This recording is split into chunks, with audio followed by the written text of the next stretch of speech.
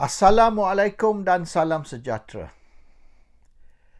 SPRM sedang siasat Tun Dr. Mahathir Mohamad, keluarga dia, terutama sekali anak dia, dan kawan baik dia, kroni-kroni dia, proksi dia, seperti Tun Daim Zainuddin, dan ramai lagi jutawan-jutawan yang kalau kita nak tahu siapa mereka, pergi Google, look for Forbes, top 50 richest Malaysians.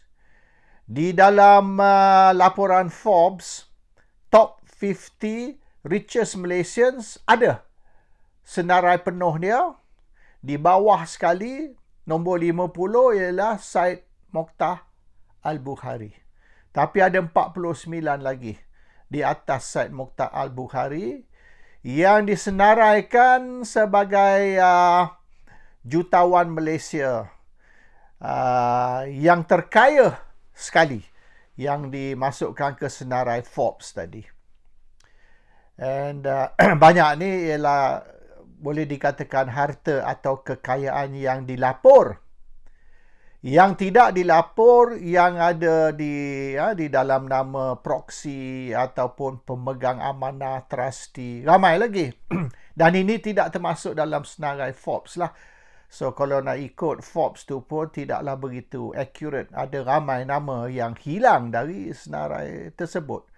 Termasuk Daim dan Mahathir yang tidak duduk di dalam senarai top 50 richest Malaysians tadi.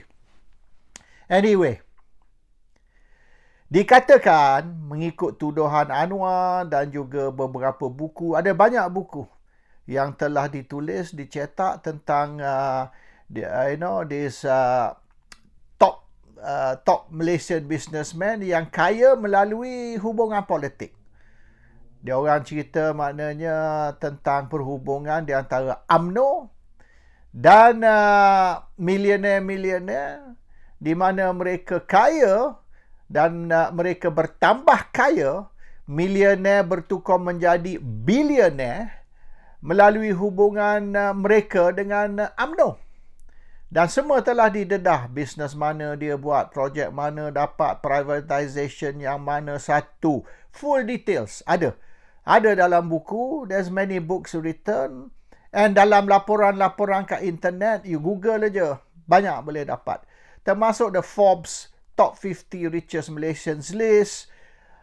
It's not a secret. Ini bukan satu rahsia yang orang tidak tahu. Everybody knows about this story di Malaysia dan juga di luar Malaysia.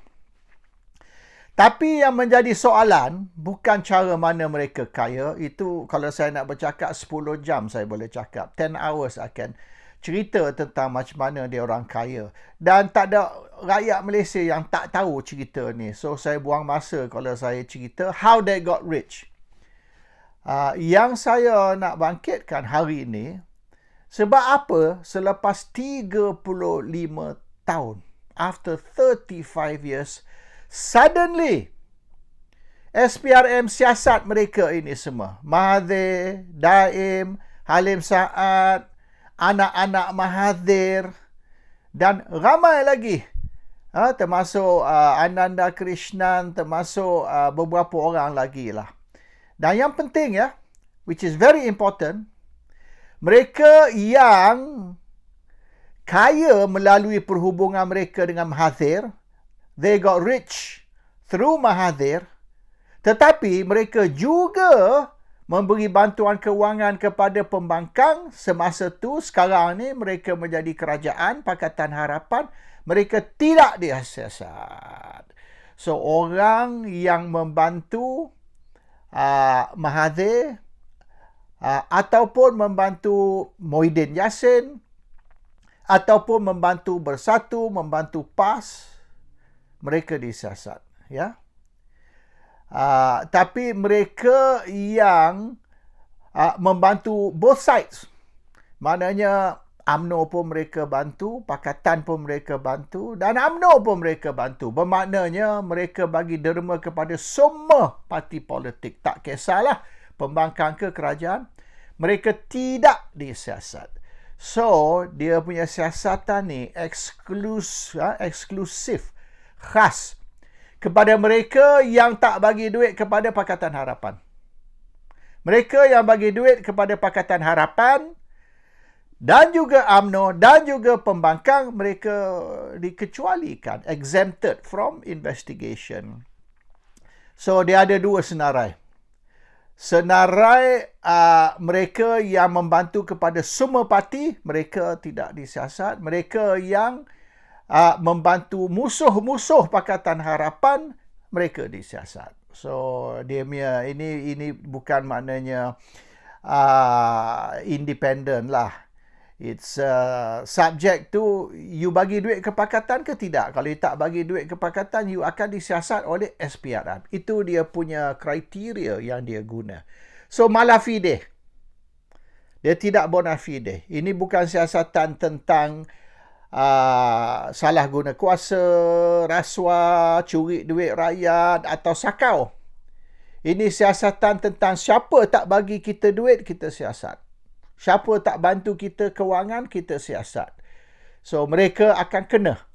Bukan kerana mereka curi duit, bukan kerana mereka ni salah guna kuasa, kerana mereka tidak bagi duit kepada Pakatan Harapan. So, itu very clear, boleh nampak. Now, soalan dia. Sebab apa selepas 35 tahun, perkara ni sudah berjalan, dan selepas banyak buku ditulis tahun 90-an lagi ni, banyak buku dah keluar.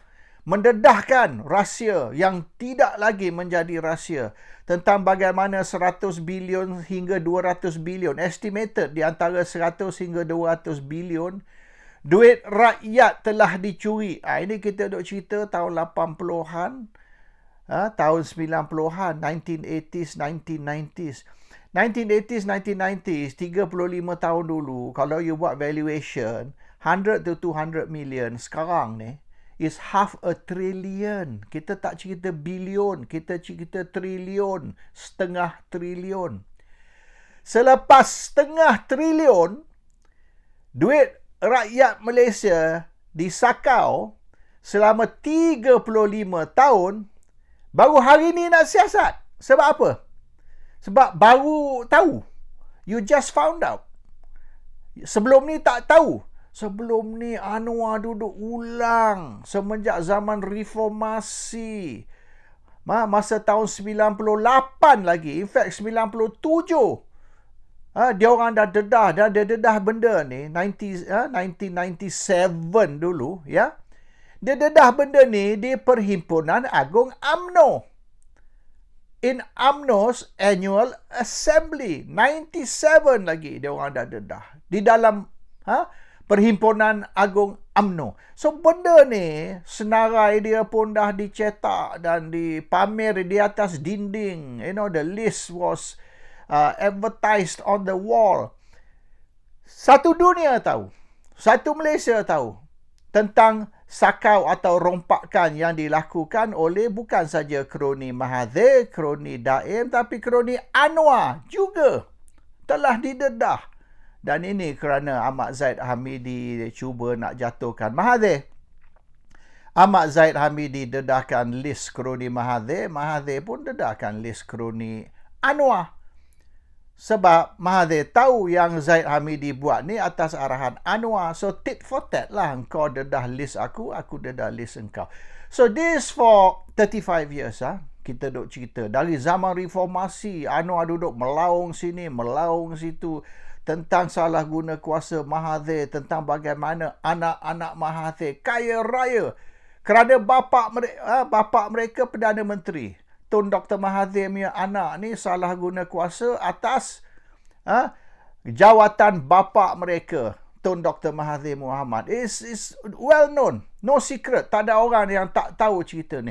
Tapi sebab apa baru sekarang SPRM buat siasatan dan nak ambil tindakan terhadap Mahathir, anak Mahathir, Daim dan ramai lagi kroni-kroni, proksi, trustee kepada Daim dan Mahathir, after tak buat apa-apa. Dan kita jangan lupa, ya, walaupun Anwar bangkitkan macam-macam tuduhan terhadap Mahathir, terhadap Daim dan sebagainya, tapi Anwar masih sokong Mahathir dilantik menjadi Perdana Menteri pada tahun 2018.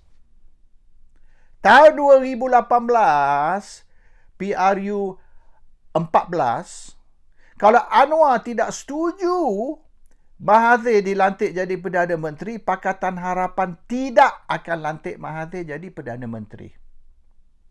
Kerana Anwar nak Mahathir jadi Perdana Menteri. Oleh kerana itulah DAP, PKR dan Amanah setuju lantik Mahathir jadi Perdana Menteri. It's because of Anwar. Kalau Anwar kata, no, saya tak mau Mahathir Perdana Menteri, maka Mahathir tidak akan jadi Perdana Menteri pada tahun 2018. Sebab apa Anwar setuju Mahathir dilantik jadi Perdana Menteri?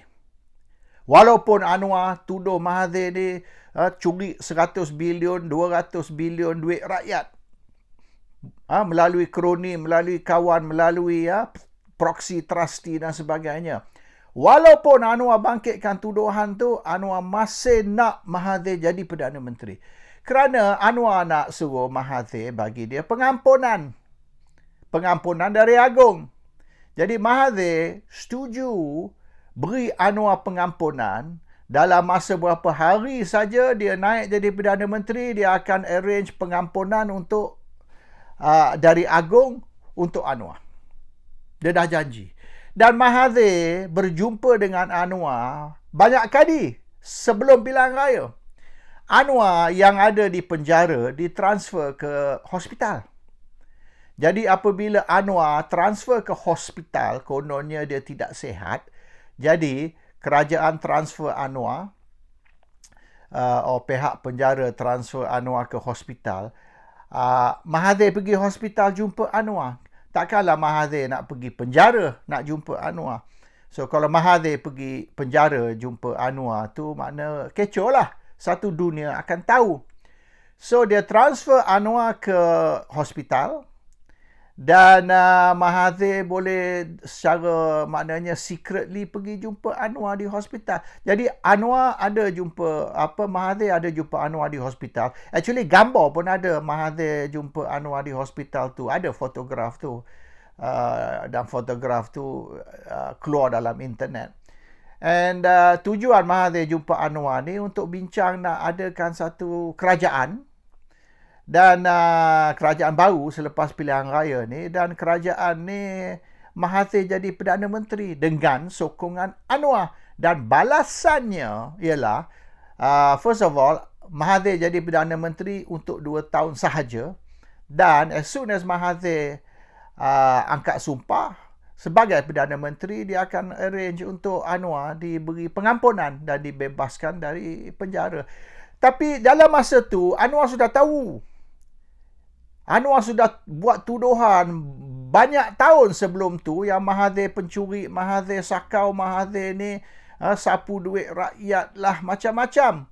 Tapi masih Pakatan Harapan, DAP, PKR, Lim Guan Eng, Lim Kit Siang, semua pemimpin-pemimpin DAP, pemimpin PKR dan Anwar Ibrahim sokong Mahathir jadi Perdana Menteri.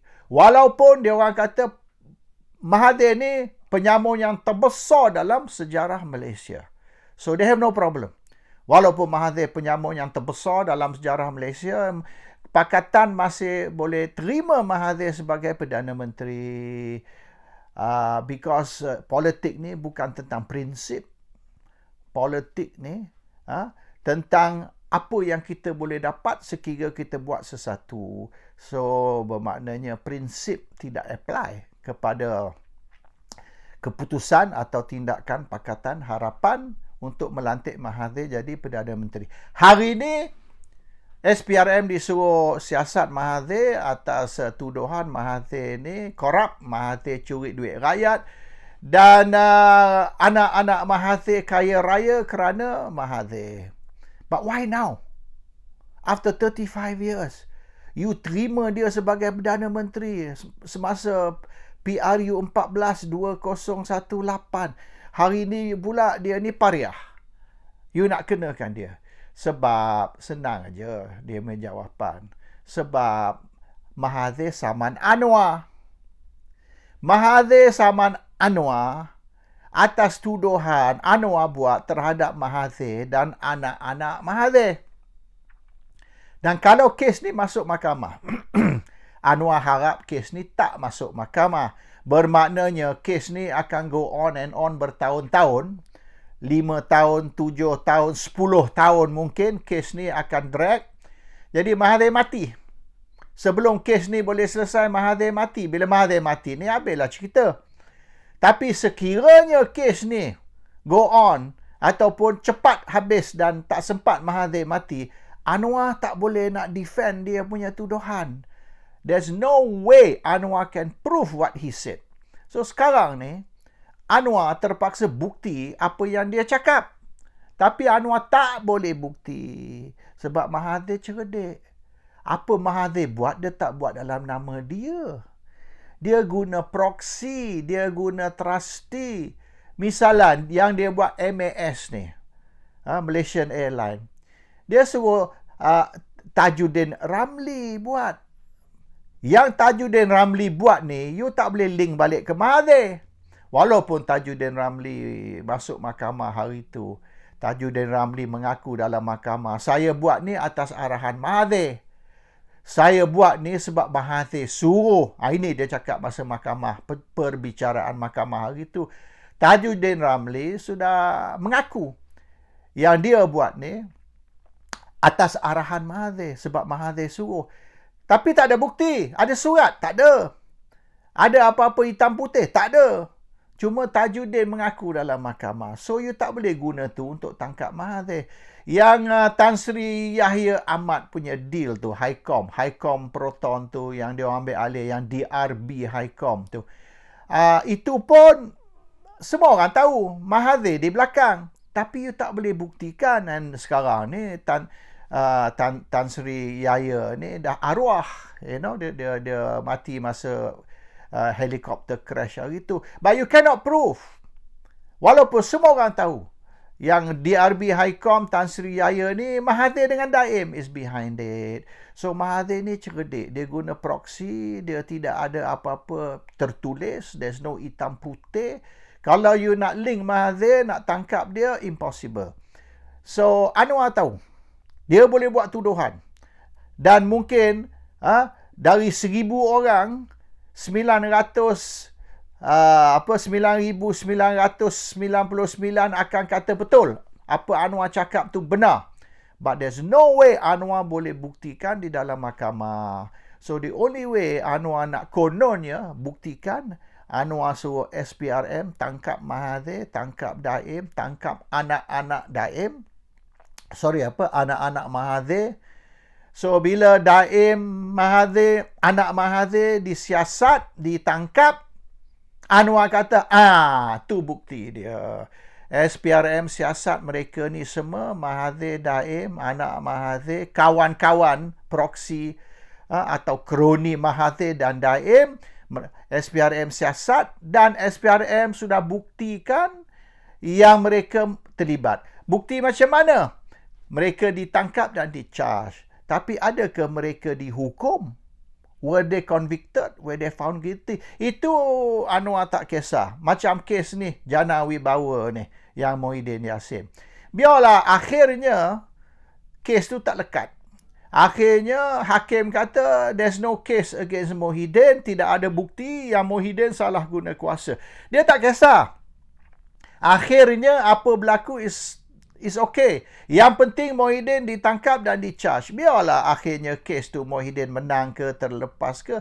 Dia nak untuk PRN, Pilihan Raya Negeri yang 6 ni, yang akan datang 2-3 bulan lagi, dia nak perkara ni diguna sebagai kononnya bukti yang Muhyiddin ni korup. Same dengan kes Mahathir ni. Anwar suruh SPRM siasat Mahathir, anak Mahathir, kawan-kawan Mahathir, kroni Mahathir, kerana Anwar kononnya nak buktikan yang apa dia tuduh terhadap Mahathir, anak Mahathir dan kawan-kawan Mahathir benar. Kalau tak benar lah, kalau Anwar bohong lah. Sebab apa SPRM siasat mereka? Maknanya betul lah apa Anwar cakap ni bukan fitnah. So itulah dia nak, Anwar ni nak bagi persepsi. He wants to give the perception that memang betul tuduhan dia terhadap Mahathir ni betul, benar. Oleh kerana SPRM sedang siasat Mahathir, anak Mahathir dan kawan-kawan Mahathir. Itu saja. Bila you tak boleh buktikan, maka you guna kuasa you untuk merosakkan nama seseorang tu melalui siasatan.